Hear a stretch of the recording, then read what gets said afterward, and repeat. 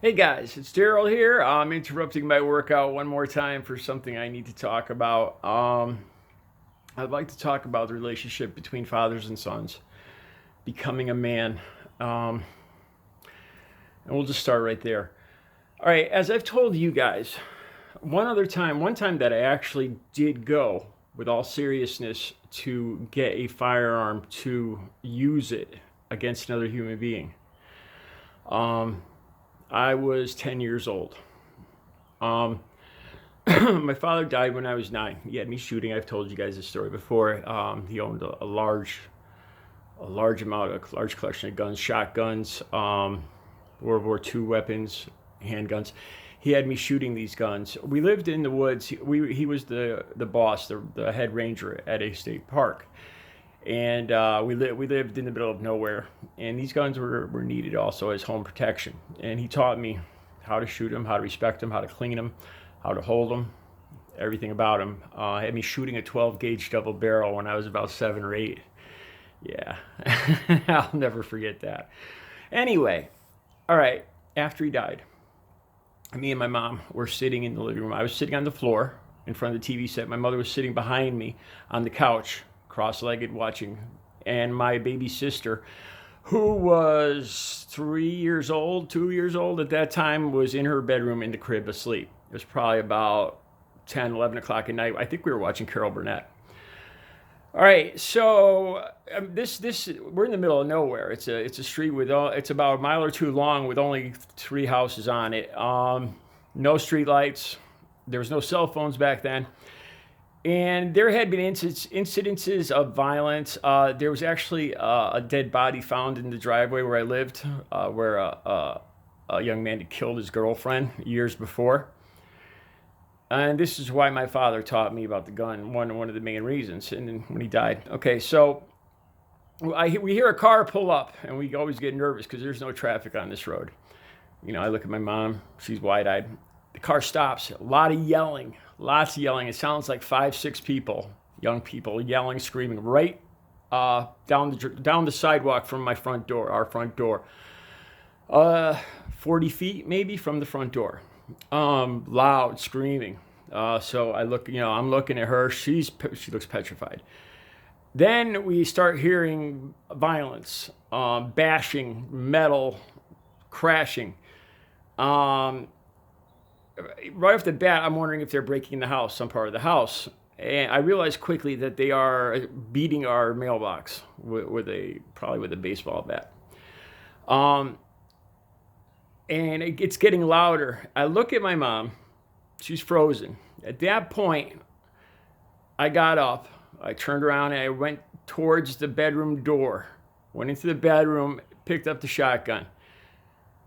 As I was in there, I heard the car drive away and just kind of froze. I heard my mother say, "It's okay, Daryl, it's okay." Put the gun back. This was a loaded 12 gauge shotgun that was kept in my parents' bedroom at all times. Loaded Antonio Zoli over and under, 12 gauge shotgun, loaded with double aught buck. Okay, that's that. I always, when I tell people this story, this is when I became a man. I'll never forget that. I will never forget that. It's something I wouldn't wish on any 10-year-old kid. It sucked, man. It's something. It was a lot of weight.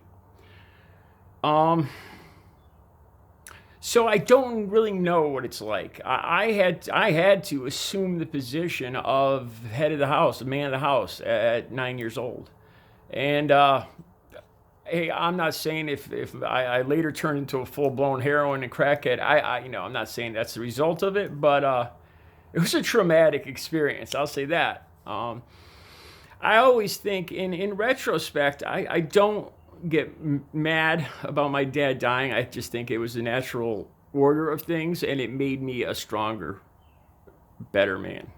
I always look for the good. There's always things. I believe things happen for a reason. That God, there's a reason for all this, and we don't see it right away. It could be years and years, but there's always a reason, and there's always a good side to everything bad. All right, but this makes me think. I don't know what it's like to have a dad. I used to play softball, and I played it badly because I was never taught. I remember overrunning first base. Oh, no, I slid into first base, and I got ridiculed because you can overrun first base, and I didn't know that. I never learned how to tie a tie. I remember on Father's Day, everybody was making stuff for their dad, and I told the teacher, I don't know, I don't have a dad. She said, well, make it for your grandfather. And my grandfather, both my grandfathers died too of cancer. But it wasn't the same. And this is, I'm not looking for sympathy or anything, but it's just another way of growing up. And my point here is that I don't know what it's like to have a father.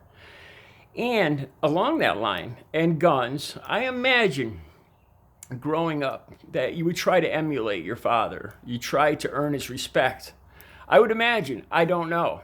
Say, for instance, if your dad was a firefighter, you might also be a firefighter, and a brave firefighter, a guy that goes out there and dedicates himself to it because deep down you want to show your father that you're, impress him.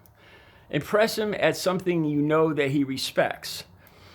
So, just for instance, and purely hypothetical, what if it was something else? What if your father tended to be, maybe had racism, had some racist feelings in him? I don't know. Would you also grow up along those lines, wanting to impress your father? I don't know. Maybe a lot of kids that had parents who were drug addicts actually stay clean because they see the horror and damage that the drug addiction causes in the family. So I don't know. My bottom line is, I don't know. I can only speculate that if, for instance, would a son jump out of a pickup truck quickly to confront a suspect with a gun, just trying to impress his father? Jump into a situation a little too quick without thinking, like with a 12-gauge shotgun to impress his father, trying to confront a possible burglary suspect? Is that something a son might do to impress his dad? I don't know. Just a thought. All right. You guys have a good Monday.